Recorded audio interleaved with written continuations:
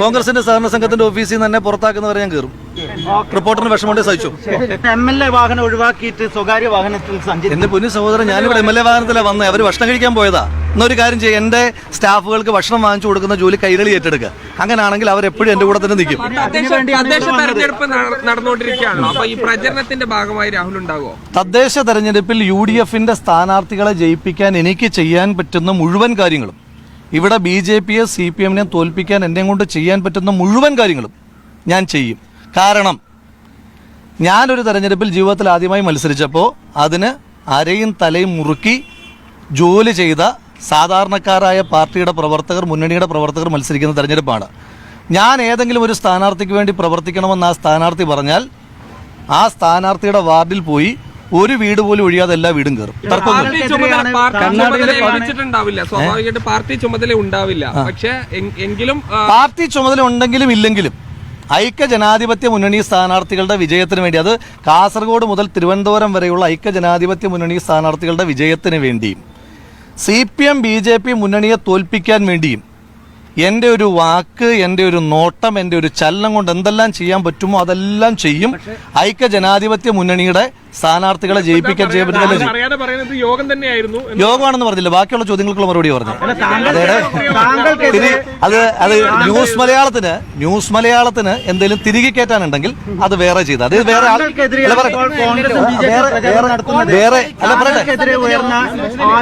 വേറെ ആളുകളോട് മതി, എന്നോട്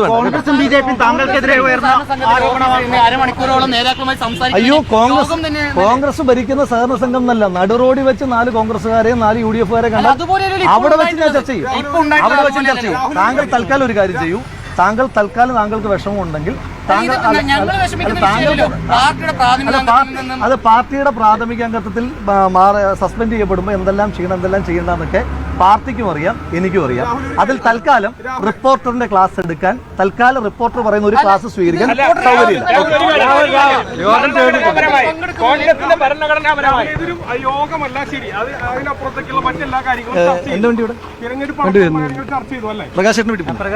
താങ്കൾ പിന്നെ MLA വാഹനം ഒഴിവാക്കിയിട്ട് സ്വകാര്യ വാഹനത്തിൽ സഞ്ചരിച്ചു. എന്റെ പൊന്നു സഹോദരൻ, ഞാനിവിടെ MLA വാഹനത്തിലാണ് വന്നത്. അവർ ഭക്ഷണം കഴിക്കാൻ പോയതാ. എന്നൊരു കാര്യം ചെയ്യും, എന്റെ സ്റ്റാഫുകൾക്ക് ഭക്ഷണം വാങ്ങിച്ചു കൊടുക്കുന്ന ജോലി കൈരളി ഏറ്റെടുക്കുക. അങ്ങനെയാണെങ്കിൽ അവരെപ്പോഴും എന്റെ കൂടെ തന്നെ നിൽക്കും.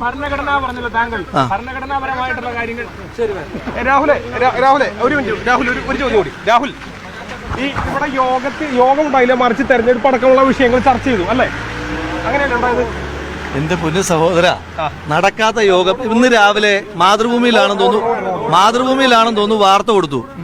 എന്താ, MLA ഓഫീസിൽ ഗ്രൂപ്പ് യോഗം ചേർന്നു. MLA ഓഫീസിൽ അങ്ങനെ രാവിലെ CPMന്റെ നേതാക്കന്മാർ വന്നിരുന്നു. അപ്പോൾ CPM നേതാക്കന്മാരുടെ യോഗമാണോ ചേരുന്നത്? MLA ഓഫീസിൽ BJPയുടെ ആളുകൾ വരാറുണ്ട്. അപ്പോൾ BJPയുടെ യോഗമാണോ ചേരുന്നത്? അങ്ങനെയല്ലല്ലോ. ജനപ്രതിനിധിയാണ്. ജനപ്രതിനിധിയുടെ ഓഫീസിൽ നാട്ടിൽ ഒരുപാട് മനുഷ്യന്മാർ, രാഷ്ട്രീയമുള്ളവരും ഇല്ലാത്തവരും ഒക്കെ വരും. നിങ്ങൾ വരാറില്ല എൻ്റെ ഓഫീസിൽ? നിങ്ങൾ വരുന്ന മീഡിയ യോഗങ്ങൾക്ക് വേണ്ടിയിട്ടാണോ? എൻ്റെ ഓഫീസിൽ എല്ലാവരും വരും. അത് MLA ഓഫീസായിട്ട് നന്നായി പ്രവർത്തിക്കുന്നുണ്ട്. കോൺഗ്രസിന്റെ സഹകരണ സംഘത്തിന്റെ ഓഫീസിൽ നിന്ന് തന്നെ പുറത്താക്കുന്നവരെ ഞാൻ കയറും. റിപ്പോർട്ടറിന് വിഷമമുണ്ട് സഹിച്ചു. വിഷമമുണ്ടോടാ മാപ്രകളെ? വിഷമമുണ്ടാ? കരയണ, മുക്കൊലിപ്പിക്കണ, തുടച്ചേരണ. കർച്ചീഫ് ഇവിടെ ഉണ്ട്, ഞാൻ തുടച്ചേരാം. വാ, ഓടി വാ, ഓടി വാ. എന്താണ് തുടച്ചേരാ? വാ. എന്തിനാടാ ഈ വടി കൊടുത്ത് അടി വാങ്ങാൻ പോണത്? വല്ല ഉളുപ്പും മാനവും ഉണ്ടടാ നിങ്ങൾക്കൊക്കെ? ഉളുപ്പും മാനവും ഉണ്ടാ? ചെക്കൻ്റെ കയ്യിൽ നിന്ന് കിട്ടിയപ്പോൾ സമാധാനമായില്ലേ? നന്നായിട്ട് ഉറങ്ങാൻ പറ്റും. ഇന്നലെ നല്ല ഉറക്കം ഉറങ്ങിയിട്ടുണ്ടാവും അല്ലേ? ക്ഷീണം.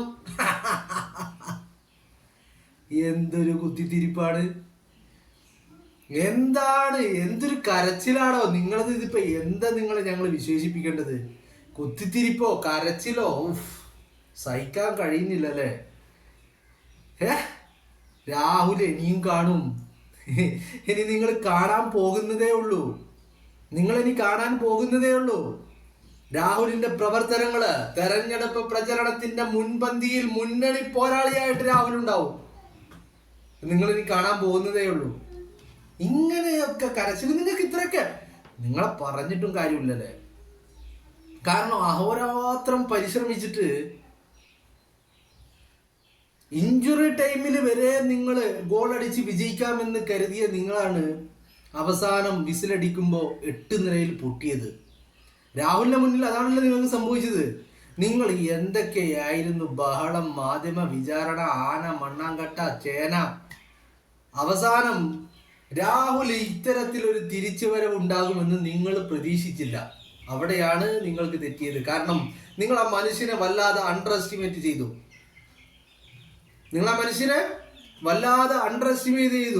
അതാണ് നിങ്ങൾക്ക് പറ്റിയ ഏറ്റവും വലിയ തോൽവി. നിങ്ങൾ ബാക്കിയുള്ള പല പാർട്ടികളുടെയും, പല കക്ഷിയുടെയും, പല രാഷ്ട്രീയ പ്രസ്ഥാനത്തിന്റെയും പല പ്രവർത്തകരെ, പല നേതാക്കന്മാരെ ഒക്കെ നിങ്ങൾ കണ്ടിട്ടുണ്ടാവും.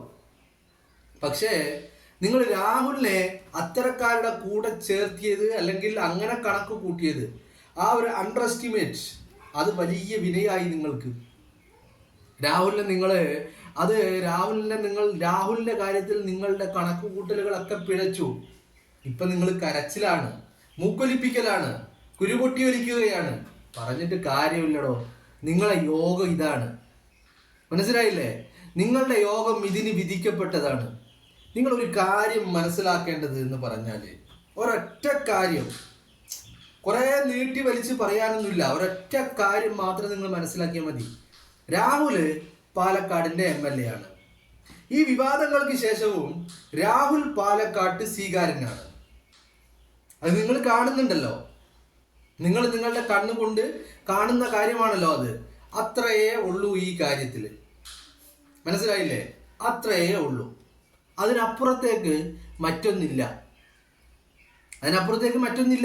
രാഹുല് പാലക്കാട്ടെ MLA ആണ്. അയാൾ പാലക്കാട്ട് തന്റെ നിയോജക മണ്ഡലത്തിൽ എല്ലായിടത്തും മുക്കിലും ഈ തൂണിലും തുരുമ്പിലും അയാൾ ഉണ്ടാവും. കഴിഞ്ഞ ദിവസം നിങ്ങൾ കണ്ടതല്ലേ, BJP-ക്കാര് എവിടെ പോയാലും രാഹുലിനെ കണ്ടിട്ട് തലയിൽ മുണ്ടിട്ട് ഇറങ്ങിപ്പോകുന്നത് നിങ്ങൾ കണ്ടതല്ലേ. അപ്പൊ രാഹുൽ എല്ലായിടത്തും ഉണ്ടാവും. അതുകൊണ്ട് നിങ്ങൾ കരഞ്ഞിട്ട് കാര്യമില്ല. പിന്നെ രാഹുലിനെ അങ്ങ് തളക്കാമെന്ന് നിങ്ങൾ കരുതിയിട്ടുണ്ടെങ്കിൽ അവിടെ നിങ്ങൾക്ക് തെറ്റി. അത്രയേ ഉള്ളൂ ഇതിന്റെ കാര്യം. നിങ്ങൾ ആ ഒരു രാഹുലിനെ കണ്ട ആ രീതി, അത് നിങ്ങൾക്ക് പാളിപ്പോയി എന്ന് മാത്രമേ പറയാനുള്ളൂ. നിങ്ങൾക്ക് കരച്ചിൽ വരുന്നുണ്ടാ? കരഞ്ഞോ? രാഹുല് ഈ പറയുന്ന കോൺഗ്രസിന്റെ ഭരണസമിതിയുള്ള ക്ഷീര സംഘത്തിന്റെ ഓഫീസിൽ കയറിയതിന് നിങ്ങൾക്ക് വല്ല കുരുപൊട്ടി ഒലിക്കുന്നുണ്ടാ? ഒലിച്ചോട്ടെ. നിങ്ങൾക്ക് സങ്കടം വരുന്നുണ്ടാ? വരട്ടെ. സഹിക്കാൻ കഴിയുന്നില്ലേ? സഹിച്ചേ മതിയാവുകയുള്ളൂ. മനസ്സിലായില്ലേ? അത്രയേ ഉള്ളൂ ഈ കാര്യത്തിൽ. അല്ലാതെ നിങ്ങളുടെ ഈ പറയുന്ന ഒരു ഏർപ്പാട് കൊണ്ടും രാഹുലിനെ തളക്കാൻ നിങ്ങൾക്ക് സാധിക്കില്ല മക്കളെ. അത്രയേ ഉള്ളൂ. Simple as it is. കാര്യം വെരി വെരി സിമ്പിൾ. അത്രയേ ഉള്ളൂ. നിങ്ങളെ കൊണ്ട് സാധിക്കില്ല. അതിന് രാഹുലിന്റെ കരുത്ത്, ഊർജം എന്ന് പറയുന്നത് നിങ്ങൾ മനസ്സിലാക്കാത്ത, അല്ലെങ്കിൽ മനസ്സിലാക്കിയിട്ടും നിങ്ങൾ തിരിച്ചറിയാത്ത പോലെ, നിങ്ങൾക്ക് മനസ്സിലാകാത്ത ഭാവം നിങ്ങൾ നടിക്കുന്ന പാലക്കാടിന്റെ ജനതയാണ് രാഹുലിന്റെ കരുത്ത്. രാഹുലിന്റെ കരുത്ത് പാലക്കാടിന്റെ ജനതയാണ്. ആ ജനത ഇരു കൈയും നീട്ടി സ്വീകരിക്കാൻ തയ്യാറാകുമ്പോ, രാഹുലിനെ കാണുമ്പോൾ അവർ ആവേശം കാണിക്കുമ്പോ, രാഹുലിനെ സ്വീകരിക്കാൻ പാലക്കാടിന്റെ ജന അവര് ഇരു കൈയും നീട്ടി സ്വീകരിക്കാൻ തയ്യാറായി നിൽക്കുമ്പോൾ, നിങ്ങളുടെ ഈ കുത്തിത്തിരിപ്പുകളൊന്നും എവിടെയും വില പോകില്ല എന്നുള്ള തിരിച്ചറിവ് മാത്രം നിങ്ങൾക്കുണ്ടാവണം. പിന്നെ രാഹുൽ പറഞ്ഞ കാര്യങ്ങൾ, ഈ പറഞ്ഞ രാഹുലിനെ കൊണ്ട്, ഈ പറയുന്ന CJP മുന്നണിക്കെതിരെ രാഹുലിനെ കൊണ്ട് പ്രവർത്തിക്കാൻ കഴിയുന്നതിന്റെ മാക്സിമം അയാൾ ചെയ്തിരിക്കുമെന്ന് പറഞ്ഞാൽ അയാൾ ചെയ്തിരിക്കും. കാരണം അയാൾ തന്നെയാണ് ചെയ്യേണ്ടത്. അയാൾ പാലക്കാടിന്റെ ജനപ്രതിനിധിയാണെങ്കിൽ അയാൾ തൻ്റെ പാർട്ടി പ്രവർത്തകർക്ക് വേണ്ടി, തൻ്റെ പ്രസ്ഥാനത്തിന് വേണ്ടി പ്രവർത്തിക്കേണ്ട ബാധ്യതയും കടമയും അയാൾക്കുണ്ട്. ആ വ്യക്തമായ ബോധ്യം രാഹുലിനുണ്ട്. രാഹുൽ അത് ചെയ്യുകയും ചെയ്യും. നിങ്ങൾ വെറുതെ അയാളെ അണ്ടർഎസ്റ്റിമേറ്റ് ചെയ്യേണ്ട. ഇനി നിങ്ങളൊരു കാര്യം കൂടി നിങ്ങൾ മനസ്സിലാക്കിയിട്ടില്ലെങ്കിൽ അത് കൂടി മനസ്സിലാക്കിക്കോ. നിങ്ങളുടെ ഒരു ശ്രദ്ധ അതിലുണ്ടാകാൻ വേണ്ടിയിട്ട് പറയുന്നത്. ഇപ്പോൾ പാലക്കാട് നഗരസഭ ഭരിക്കുന്നത് BJP-യാണ്. അതിൻ്റെ കാലാവധി അവസാനിക്കാറായി, അല്ലെങ്കിൽ അവസാനിച്ചു എന്ന് തന്നെ നമുക്ക് വേണമെങ്കിൽ പറയാം. നിലവിൽ ഭരിച്ചുകൊണ്ടിരുന്നത് BJP-യാണ്. കണ്ണാടി ഗ്രാമപഞ്ചായത്ത് ഭരിച്ചുകൊണ്ടിരുന്നത് CPM ആണ്. ഈ രണ്ട് തദ്ദേശ ഭരണ സ്ഥാപനങ്ങളും ഈ ഇലക്ഷൻ കഴിയുന്നതോടുകൂടി, എന്ന് പറഞ്ഞാൽ ഡിസംബർ 13-ന് ആ ഇലക്ഷൻ കൗണ്ടിങ് റിസൾട്ട് വന്നു കഴിഞ്ഞാൽ, അത് രണ്ട് സ്ഥാപനങ്ങളും, ഒരു തർക്കവും വേണ്ട, നിങ്ങൾക്ക് ഓർത്ത് വെക്കാം, അത് ഈ പറയുന്ന രണ്ട് സ്ഥാപനങ്ങളും കോൺഗ്രസിന്റെ ഭരണത്തിലേക്ക് നടന്നു കയറുമെന്നുള്ള കാര്യത്തിൽ ഒരു തർക്കവും വേണ്ട. അതിനുള്ള എല്ലാ കരുനീക്കങ്ങളും ഇറക്കുന്നതും നടത്തുന്നതും രാഹുൽ മാങ്കൂട്ടമാണ് എന്നതിലും നിങ്ങൾക്കൊരു സംശയവും വേണ്ട. രാഹുല് വളരെ സജീവമായ ഈ പറഞ്ഞ തെരഞ്ഞെടുപ്പ് പ്രചരണങ്ങളുമായി പാലക്കാടിന്റെ മണ്ണിൽ ഉണ്ടാകും. അതിനും നിങ്ങൾക്കൊരു തർക്കവും വേണ്ട. നിങ്ങൾ എന്തൊക്കെ കുത്തിത്തിരിപ്പുണ്ടാക്കാൻ നോക്കിയാലും, നിങ്ങൾ എന്തൊക്കെ ഊഹാപോഹങ്ങളും അഭ്യൂഹങ്ങളും പ്രചരിപ്പിക്കാൻ നോക്കിയാലും ഒന്നും വില പോകില്ല എന്ന് മാത്രമല്ല, അതൊന്നും രാഹുലിന്റെ രോമത്തിൽ സ്പർശിക്കില്ല എന്നുള്ള കാര്യം നിങ്ങൾ തിരിച്ചറിഞ്ഞാൽ, ആ തിരിച്ചറിവ് പലപ്പോഴും ഞാൻ പറയുന്നത് ആ തിരിച്ചറിവ് ഉണ്ടാവണം നമുക്ക്. അതെന്തിനാണെന്ന് വെച്ചാൽ, നമ്മൾ പലപ്പോഴും പലയിടത്തും ഈ പറയുന്ന പരിഹാസരാവാതിരിക്കാൻ വേണ്ടിയിട്ടാണ്, അല്ലെങ്കിൽ നമ്മൾ ബാക്കിയുള്ളവരുടെ മുമ്പിൽ ഒരു കോമാളി ആവാതിരിക്കാൻ വേണ്ടിയിട്ട് ആ തിരിച്ചറിവുകൾ പലപ്പോഴും നമ്മൾക്ക് ഉണ്ടാവുന്നത് നല്ലതിന് വേണ്ടിയിട്ടാണ്. മനസ്സിലായില്ലേ? കുത്തിത്തിരിപ്പുണ്ടാക്കാനൊക്കെ നിങ്ങളെ കൊണ്ട് കഴിയും പോലെ നിങ്ങൾ ശ്രമിച്ചോളൂ. ഇവിടെ അതിലൊന്നും യാതൊരു തർക്കവും ഇല്ല. നിങ്ങൾക്ക് നിങ്ങളുടെ അവകാശങ്ങളുണ്ട്.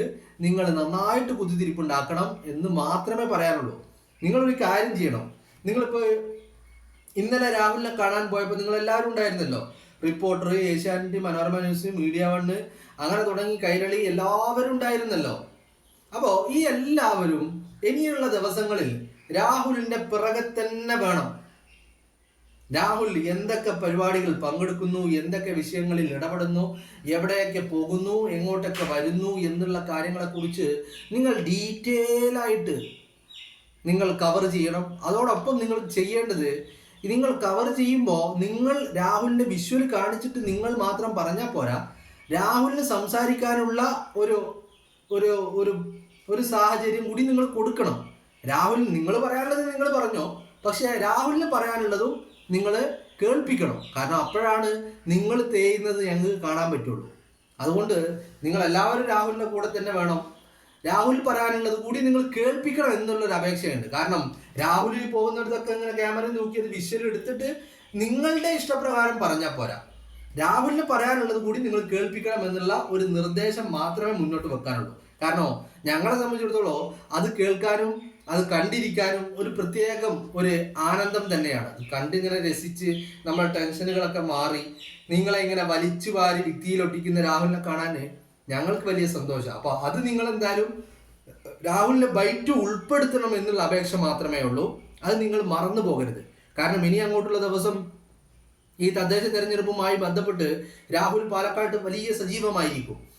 അതുകൊണ്ട് തന്നെ ഈ രാഹുൽ പല വേദികളിൽ പോകും, പല ഇടങ്ങളിൽ പോകും, വീടുകൾ കയറും, ഇതൊക്കെ ചെയ്യും. അതുകൊണ്ട് നിങ്ങൾ ഇതൊക്കെ ഒപ്പിയെടുക്കണം. നിങ്ങളിത് വാർത്തയിൽ സംപ്രേഷണം ചെയ്യണം. നിങ്ങളുടെ ചാനലിൽ നിങ്ങളുടെ അഭിപ്രായങ്ങളും നിങ്ങൾക്ക് പറയാനുള്ള സ്വാതന്ത്ര്യമുണ്ട്. പക്ഷെ അവിടെ നിങ്ങൾ രാഹുൽ ചെയ്യുന്നത് മാത്രം കാണിച്ചാൽ പോരാ.